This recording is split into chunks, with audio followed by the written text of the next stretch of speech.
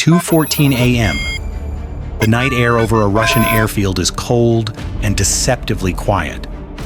Runway lights glow faintly, fuel trucks are parked in neat rows, and hardened shelters sit behind layered air defenses designed to stop cruise missiles and fighter jets. Then, without warning, small blips flicker on the perimeter sensors, too slow for missiles, too low for comfort. Seconds later, a sharp flash cuts through the darkness, followed by a rolling fireball that silhouettes parked aircraft against the night sky. This is not a battlefield on the front line. This is deep inside Russia. And the attackers are not jets or ballistic missiles, but long-range drones launched by Ukraine, flying hundreds of kilometers to strike at the heart of an airbase once considered secure. Here's the shock. Each drone costs a fraction of the price of the air defense systems meant to stop it. Yet in the darkness, at low altitude, they slip through gaps created by physics, timing, and human reaction. One explosion becomes two. Secondary fires ignite.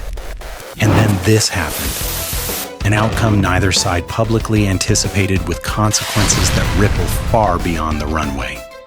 If a handful of relatively simple drones can penetrate one of the world's densest air defense networks at night, what does that say about the future of air power and the true balance between cost, technology, and strategy in modern warfare? Since the early months of the war, airfields have been more than just infrastructure, they are force multipliers. From these runways launch the bombers that carry cruise missiles, the fighters that contest airspace, and the transports that keep logistics moving. Protecting them has therefore become a strategic obsession. Russia responded by wrapping key bases in layered defenses, long-range interceptors to catch aircraft and cruise missiles, medium-range systems to close gaps, and short-range guns and missiles to swat targets that slip through. Yet this architecture was built for a different threat profile. It assumes fast movers at altitude, predictable flight paths, and clear radar signatures. Long-range drones challenge those assumptions. They are slow, often fly nap of the earth, and approach from unexpected azimuths. At night, when visual cues vanish and reaction times stretch, the advantage tilts further toward the attacker. For Ukraine, striking airfields deep behind the front lines serves several purposes at once. First, it threatens high-value assets without needing air superiority. Second, it forces Russia to disperse aircraft, parking them farther apart, moving them between bases, or pushing them deeper inland, reducing sortie rates and increasing logistical strain. Third, it imposes a financial dilemma. Defending every base every night against inexpensive drones quickly becomes unsustainable. Geography compounds the problem. Many Russian airbases sit on flat terrain with long approach corridors that favor low-altitude flight. Radar coverage, while dense, is not continuous at very low elevations due to curvature of the earth, clutter, and masking by buildings and terrain. Electronic warfare helps, but jamming is not a silver bullet when drones can pre-program routes, switch guidance modes, or accept degraded navigation to reach a large stationary target like a runway or fuel farm.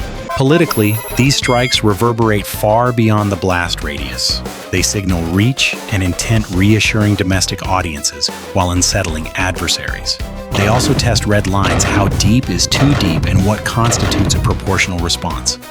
Each successful penetration chips away at the perception of sanctuary and forces planners to rethink assumptions that once felt solid. The stage is set then for a confrontation defined not by brute force alone, but by asymmetry. Cheap platforms versus expensive defenses, patience versus reaction, and innovation versus legacy systems. The question now is how that clash unfolded on the night of the attack. Hours before the first explosion, the operation was already underway, quietly, methodically, and far from the airfield itself. Long-range drone strikes are not impulsive acts. They are the end product of weeks of reconnaissance testing and rehearsal. The most important work happens before launch, when engineers and operators reduce uncertainty to the bare minimum. The first layer is intelligence. Open source imagery, commercial satellite passes, and pattern of life analysis reveal more than static layouts. Analysts track when aircraft are most densely parked, when fuel trucks cluster, and when maintenance cycles peak. Night operations matter reduced visibility, slows human response, while predictable lighting patterns can betray active zones on a base.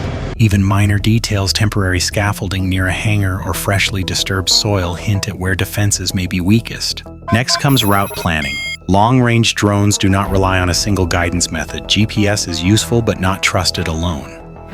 Operators program inertial navigation backups, terrain reference checkpoints, and loiter logic that allows a drone to circle briefly if timing slips.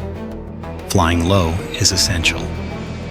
At tens of meters above ground, radar horizons shrink, clutter increases, and reaction windows collapse. The drone's speed, often slower than a helicopter, becomes an advantage, blending it into background noise rather than announcing its arrival. Electronic warfare is anticipated, not feared. Designers assume partial jamming and plan for degradation rather than perfection. If satellite navigation drops, the drone continues on inertial guidance. If command links fade, autonomy takes over. The goal is not precision landing, it is reliable arrival within a lethal radius of large stationary targets, runways, fuel farms, and exposed aircraft. Human factors are everywhere. In makeshift workshops, teams work under time pressure, soldering connections, securing components against vibration, and testing control surfaces repeatedly. Batteries are warmed to optimal temperature. Warheads are checked and rechecked because a single failure turns a strategic message into a silent miss.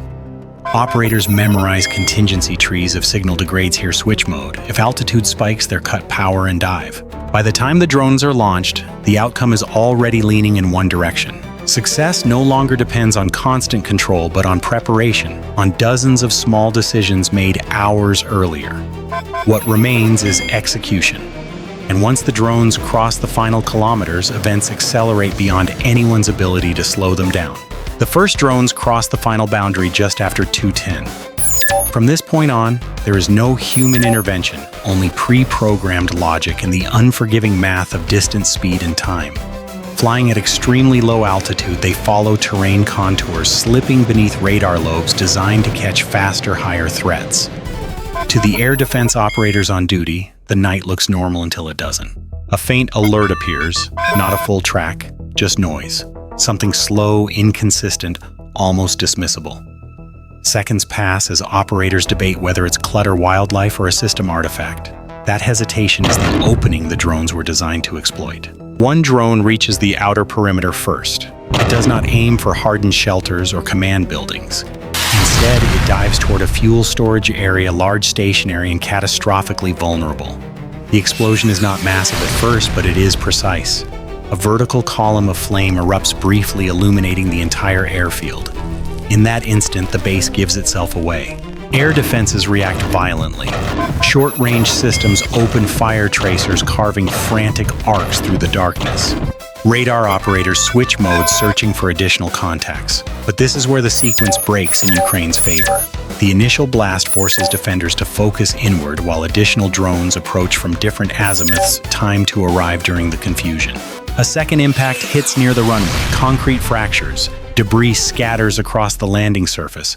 Even without destroying aircraft directly, the effect is immediate. Sorties are frozen. Aircraft cannot take off or land safely. Then this happens.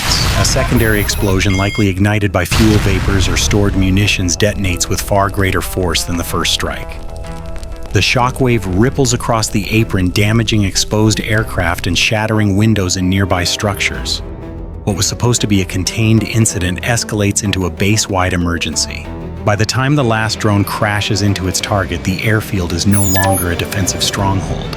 It is a lit-up, chaotic node under siege by machines that cost less than the missiles fired to stop them. And the most important damage is not what burns, it is what stops. Flights are canceled, assets are relocated, confidence erodes. The attack lasts only minutes. The consequences will stretch far longer. Within seconds of the first detonation, the base's defensive posture snaps from routine vigilance to full emergency. Short-range air defenses fire aggressively, prioritizing volume over precision. Tracer rounds stitch the sky, illuminating smoke and debris, but illumination cuts both ways. Every muzzle flash, every radar pulse, every emergency light makes the airfield easier to find for any remaining inbound drones. This reaction highlights a structural problem. Layered air defense systems excel when threats arrive in expected envelopes fast, high, and few in number. Long-range drones invert that logic. They are slow enough to blend into background clutter, small enough to challenge discrimination, and numerous enough potentially to saturate response capacity. The defender must decide quickly, hold fire to avoid wasting interceptors, or engage and risk revealing positions and exhausting ammunition. The most consequential defensive failure is temporal. At night, with ambiguous tracks and the possibility of false alarms, hesitation is rational but costly. By the time a threat is confirmed, engagement options are limited, especially against targets already inside the perimeter. Strategically, the exchange is unfavorable for the defender. Each interceptor missile costs orders of magnitude more than the drone it targets. Even when interceptions succeed, the economics favor the attacker over time. The aftermath confirms the deeper impact. Runways may be repaired, fires extinguished, but the perception of invulnerability is gone. When a protected airfield deep inside Russia can be disrupted by systems fielded by Ukraine at a fraction of the cost, planners are forced to confront an uncomfortable reality. Defense is no longer about stopping every attack, it is about managing inevitability. The immediate damage can be measured in scorched concrete, shattered glass, and burned fuel. The broader impact is harder to quantify and far more consequential. When an airfield is disrupted, even temporarily, the ripple effects spread across the operational map. Aircraft sorties are delayed or canceled, maintenance schedules are broken, crews are forced into round-the-clock alert cycles. A base designed to project power outward becomes preoccupied with protecting itself. One of the first responses is dispersion. Aircraft are moved to secondary airfields parked farther apart or sheltered under improvised protection. This reduces the risk of catastrophic loss, but it also reduces efficiency. There is also a psychological dimension. Repeated nighttime alerts erode confidence. Crews sleep less. Decision-making degrades. Every unexplained sensor return becomes a potential crisis. Over time, this pressure changes behavior in subtle ways: slower reactions, conservative planning, and a growing reluctance to concentrate assets even when operationally desirable. At the strategic level, these strikes accelerate a shift already underway. Air power is no longer insulated by distance alone. The assumption that deep rear areas are safe has been broken by systems that are cheap, adaptable, and increasingly autonomous. This forces a reassessment not only of air defense doctrine, but of procurement priorities. Is it sustainable to defend every high-value site with expensive interceptors against a threat that can be reproduced at scale? Internationally, the implications extend beyond one conflict. Military planners around the world are watching closely, drawing lessons about base hardening redundancy and the balance between offense and defense. The message is clear: in an era of long-range drones, security is not binary. It is probabilistic and increasingly contested. What happened that night was not just an attack on a runway. It was a demonstration of how modern warfare is evolving one low-flying drone at a time. The night strike on a Russian airfield is a snapshot of a larger transformation underway. It shows how modern warfare is being reshaped not by a single breakthrough weapon, but by the accumulation of small, practical innovations. Long-range drones, autonomous navigation, and patient planning that exploit the limits of traditional defenses. In this contest, success is less about overwhelming force and more about persistence, timing, and cost asymmetry. What makes this shift so disruptive is not the destruction itself, but the uncertainty it creates. Defenders can repair runways and replace equipment, yet they cannot easily restore the sense of security that once protected rear areas. Every airfield must now be treated as a potential front line, every night as a window of vulnerability. The burden of constant vigilance grows heavier with each inexpensive drone launched. For attackers, the lesson is equally clear. Strategic effects do not require strategic weapons. By targeting the systems that enable power projection, fuel runways, maintenance hubs, small platforms can generate outsized consequences. The battlefield extends far beyond the immediate clash of forces, reaching into logistics, morale, and political calculation. For observers and planners worldwide, this episode raises uncomfortable questions. How do you defend against a threat that is cheap, adaptable, and scalable? At what point does defense become economically irrational? And how will doctrines evolve when the cost curve consistently favors the attacker? As conflicts continue to unfold, one reality is hard to ignore. The balance between offense and defense is shifting quietly but decisively under the cover of darkness. Understanding that shift is essential not to glorify destruction, but to grasp the strategic forces shaping the future of war. Bye for now.